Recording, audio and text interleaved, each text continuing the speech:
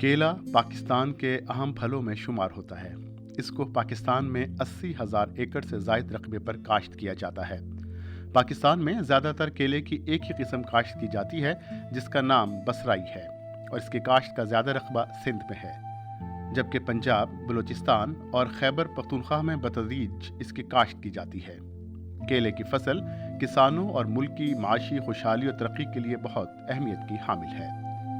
پاکستان میں کیلے کی اوسط پیداوار تقریباً 4.4 ٹن فی ہیکٹر ہے، جو کہ کیلا پیدا کرنے والے دوسرے ممالک کی نسبت بہت کم تصور کی جاتی ہے، جن کی اوسط پیداوار تقریباً 25 ٹن فی ہیکٹر ہے۔ غذائیت سے بھرپور اس پھل کا شمار دنیا کے پسندیدہ ترین پھلوں میں ہوتا ہے۔ سب سے زیادہ کیلے کی پیداوار والے ممالک میں بھارت، چائنا اور لاطینی امریکہ شامل ہیں۔ پاکستان کی آب و ہوا کیلے کی کاشت کے لیے نہایت موزوں تصور کی جاتی ہے، لہٰذا ہم اگر جدید کاشتکاری کے طریقہ جات کو اپنائیں تو ہم بھی اس فصل کی زیادہ پیداوار سے مستفید ہو سکتے ہیں، جو کہ ملک اور کسان دونوں کے لیے خوش آئند بات ہے۔ ہمارے پاس ہائی ییلڈنگ ورائٹیز نہیں ہیں۔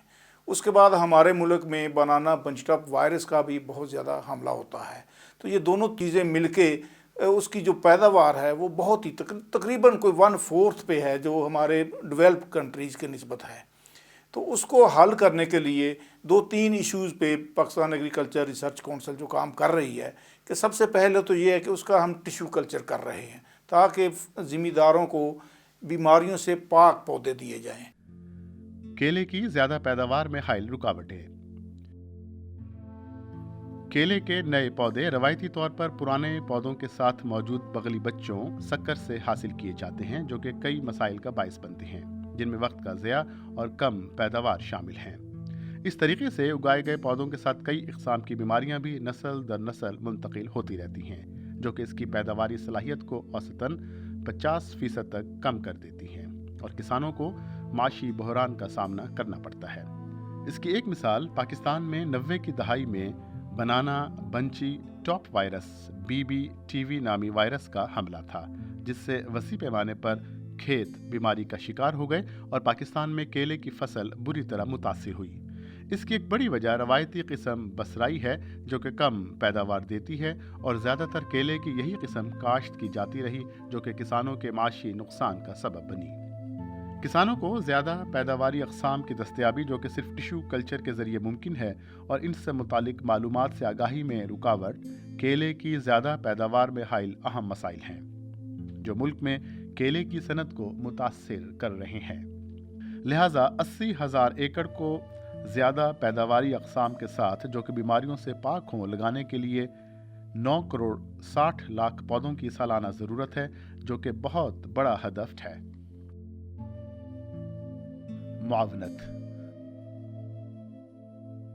Pakistan agricultural research council PARC کے سائنسدانوں نے بنانا بنچی ٹاپ وائرس BBTV جیسی نقصان دہ بیماری کو دریافت کیا اور ملک میں کیلے کے کاشتکاروں کو اس بیماری سے بچنے کے طریقہ کار سے مکمل آگاہی فراہم کی، زیادہ پیداوار دینے والی اقسام کو درآمد کیا اور ٹیشو کلچر کے ذریعے اس سے مزید نئے پودے زیادہ تعداد میں بنائے اور ان کو کسانوں کے کھیتوں میں لگایا، جو کہ کافی کامیاب رہا۔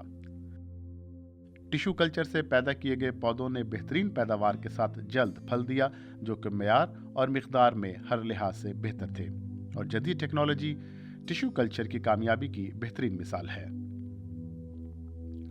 مستقبل کا لائحہ عمل۔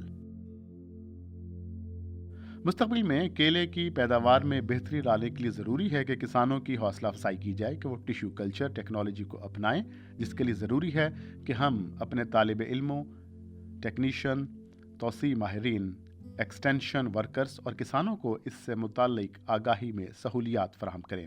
اس طرح تربیت یافتہ افرادی قوت ہی کیلے کی صنعت کو کامیاب و کامران بنانے میں مددگار ثابت ہو سکتی ہے، اور ٹیشو کلچر سے پیدا شدہ پودوں کی مستقل بنیادوں پر دستیابی ہی کسانوں اور ملکی معیشت میں اہم کردار ادا کر سکتی ہے۔